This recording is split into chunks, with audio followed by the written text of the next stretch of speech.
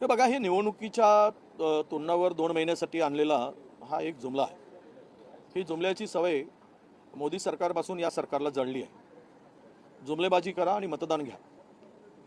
एकूणच याला 5 वर्षाच्या पुढच्या वर्षभरासाठी 1 वर्षासाठी 46,000 कोटी रुपये लागणार आहे.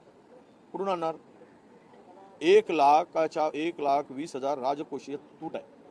7,11,000 कोटी रुपयाचं कर्ज या राज्यावर आहे.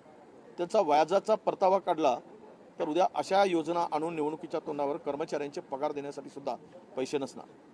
मग तुम्ही इन्फ्रास्ट्रक्चरवर करोडो रुपये खर्च करून पहिलेच राज्य उद्ध्वस्त केलं.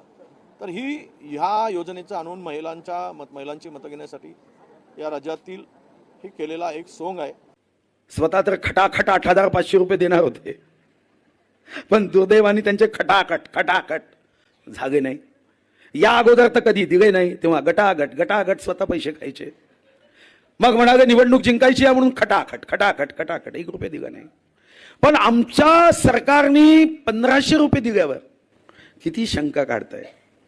अरे साधी अर्थनीती आहे की विषमता मुक्तीकडे जायचं असेल तर संविधानामध्ये डायरेक्टिव्हमध्ये स्पष्ट लिहिलं आहे की राज्यातील एखाद्या परिवाराचं हलाखीचं जीवन असेल तर राज्याने आपल्या तिजोरीतून त्याला मदत केली पाहिजे.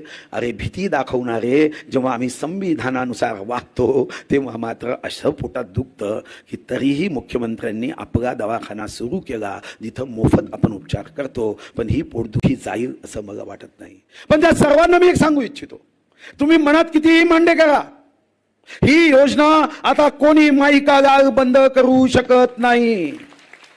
आणि बंद करण्याचा विचारही तुमच्या सुपीक डोक्यामध्ये नापीक कल्पना म्हणून असेल तर याद राखा, जो बंद करेल 2,48,00,000 महिला त्याचं जीवन कठीण केल्याशिवाय राहणार नाही.